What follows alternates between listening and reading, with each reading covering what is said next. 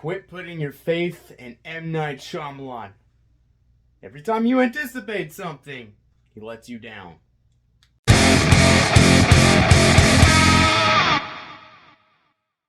What's going on, guys? Welcome to Victims and Villains. If you guys are new to this channel, we discuss mental health through pop culture and introduce you to a couple cool flicks along the way.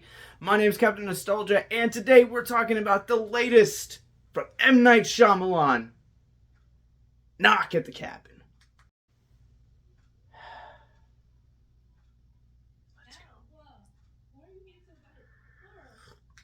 This movie tells the story of four disconnected strangers who have a shared vision of the apocalypse and essentially come to a cabin alone in the woods and give an ultimatum to a family to stop the apocalypse. Now, a couple of weeks before this movie came out, I was really curious about this movie, and so I actually read the book which this movie is based on. It's called The Cabin at the End of the World. It's by Paul Tremblay, and I am going to apologize in advance because I'm probably going to make a lot of comparisons, and this might feel like a little bit more like a comparison video versus an actual review. And if you guys would like to hear me do a video that is a book versus film, let me know in the comments below. I've even thought about, once this movie hits like physical media or digital, the possibility of doing an actual like commentary kind of long format on here. So if that's something that you guys would be interested in, comment below and let me know. When it comes to the subgenre within horror of home invasion films, I think you have the GOATs like The Purge and The Strangers, and everything else just kind of feels like really generic.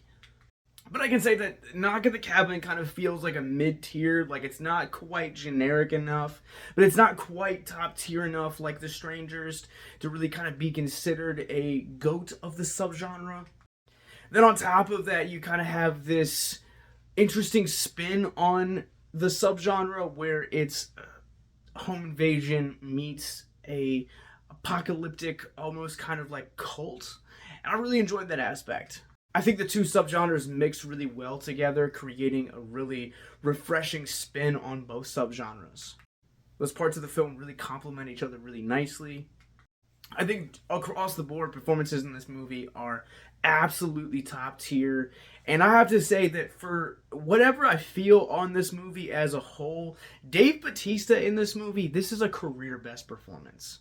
I know that might be a little bit of a bold statement to make, but for me personally, I've only seen Bautista take on mostly comedic roles, and then he has like smaller roles in sci-fi films like Dune and Blade Runner 2049, but I feel like I didn't really kind of spend enough time with him on the screen to really make a adequate decision about like how he is as an actor. For Knock at the Cabin, he is literally front and center for nearly the entirety of the movie. The movie opens with him and basically closes with him, and you really kind of get just to see his range in this movie. And I also think this is the most vulnerable character that he has played to date. He's just really exceptional in this, and he is the absolute reason that I'm recommending this movie. If nothing else, go see it for Bautista. On top of that, I also think Ben Aldridge is another noteworthy performance in this movie. The movie kind of centers around Bautista versus Aldridge when you kind of sum it down. Like, yes, this is a very small cast, but in terms of who the two leads, active leads are in this, you have to give it to Bautista and Aldridge. Bautista's the leader of the Doomsday Cult, and then you have Aldridge, who clearly is the leader of the family. And much like Bautista, Aldridge really kind of is vulnerable. He's the most developed character out of the entirety of the film, and I think that he brings his A-game in this movie. And that's not to say that other performances in this movie, whether you're talking about Jonathon Groff, Rupert Grint, Abby Quinn, or Nikki Amuka-Bird, yes, they are in this movie, but there's not really a whole lot of development to their characters or range for their characters to really kind of demonstrate their value to the story, I feel like. And that's kind of where I think this film loses me a little bit, is kind of the characterizations of these characters. And I know I said in the beginning of this video that I was going to be comparing a little bit as it goes on, and the thing that I would recommend by reading Tremblay's book is definitely the different characterizations. Every character plays a role in this movie. And yes, there is an ending that kind of sums up each person's thing, but the book further explains it and further gives these characters a lot more depth than the movie has. I feel like this movie suffers on a few levels. Firstly, this film feels like a PG-13 movie and it's rated R. Like, for even as intimate as a movie as this is, only being a cast of essentially 7 characters, the movie has very gruesome deaths, and the camera always shies away from them. Like, I'm not coming to a movie like this expecting to feed my bloodlust, no. But if you're going to make a movie about the impending apocalypse, I feel like you really need to commit to the violence that coincides with the apocalypse. I'm saying that both as a cinephile, as a horrorphile, and as a Christian who has read the book of Revelations and understands what is the idea and the foundation for what is going to happen in the final days. This movie just never feels like it really is committed to its boldness, and it just kind of feels like it dances around subjects. My second big problem with this movie is probably the runtime. This movie is a very brisk 100 minutes, and that is with credits, and honestly this movie probably could have benefited from probably an additional 20 minutes to really kind of flesh out these characters and to also really flesh out the impending apocalypse. And that's literally saying a lot because the movie throws you in immediately. Like, I probably would say within the first 3 minutes you meet Leonard, who is Bautista's character, but also at the same time you also meet his cohorts within the first 5 to 10 minutes. And this movie also has a habit of kind of attempting to do character development and flesh out its core family, but it really fails to do that because it has these like offshoot flashbacks that literally have almost next to nothing to do with the actual events of the movie.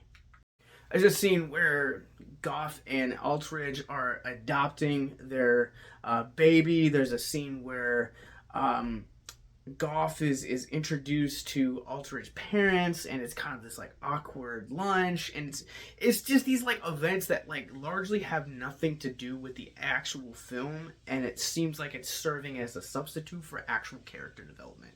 Now, I will say there is a long extended flashback that does connect to the present day and also gives Aldridge character development. That one I will give the writers a good job on, but everything else kind of really feels like just really half-hearted.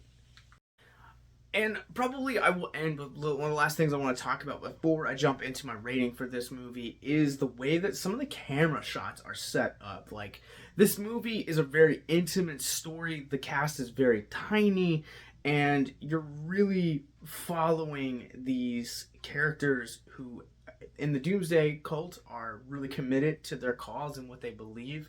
They're very vulnerable, they're very passionate, but then on the flip side you also have this family that's in distress, and I think just the two emotions of that really work really well for some of the sequences. A lot of the shots are set up like as you're seeing me now, a little bit closer, but you have the person speaking is like front and center, and I think that really works for the most times because it feels like it amplifies the emotion of the scene.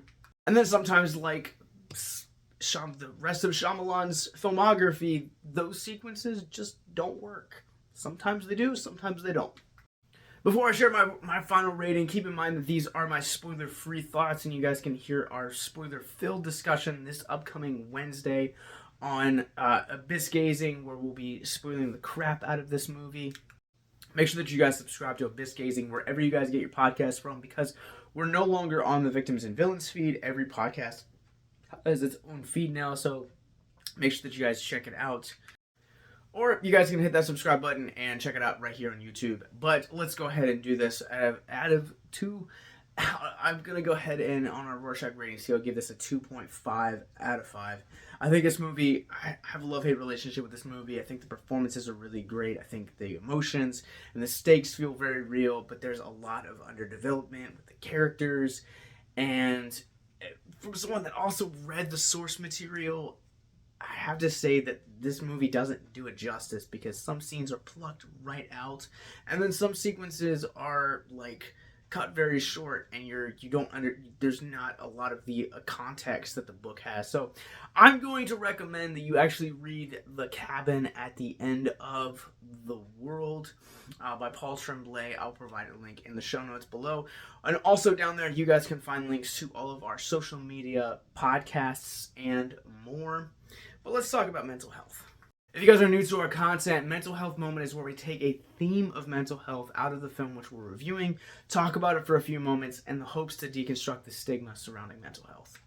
I know I keep talking about Ben Aldridge in this movie. He just left a really good impression on me. I don't know if this is like the first time I'm seeing him in a movie, but dude's got the acting chops. But his character has a traumatic event that kind of goes down for him, probably the third act of the movie, during one of the flashbacks. And, well, he copes with it in a really healthy manner. And that's really what I want to talk about, is how we respond to traumatic events, or events that cause us anxiety or depression, and really understanding the importance of what a healthy response looks like. Now, a healthy response is not going to be a one-size-fits-all type of thing, and please keep in mind that I am also not a licensed therapist, psychologist, counselor, or anything thereof. But I'm someone that has dealt very heavily with anxiety, depression, and has also his fair share of trauma that he has worked through throughout the years. And a part of that process of working through trauma is finding the right healthy coping mechanisms to deal with it healthily. Now, some people, they will go to church like I did. They will also go seek counselors. They'll seek therapists. They will find themselves on medication. They will do a number of different things. They will channel it, create creatively to kind of find ways. But at the end of the day, like I previously said, not every healthy coping mechanism is going to be for everyone. And I really, really want that to just kind of sink in for a few moments. So what healthy ways are you taking to overcome trauma and past experiences that have caused anxiety or depression? If you or someone you know is currently going through any of that stuff, there are links in the show notes below to talk about our mental health resource library. So that is all I got for you guys today. Knock at the Cabin is now playing in theaters from Universal Pictures. If you guys have seen it, comment below, let me know. If you guys have read the book, comment below and let me know. If you guys want me to do a book versus film video, I will totally be down for that. But have a good night, guys.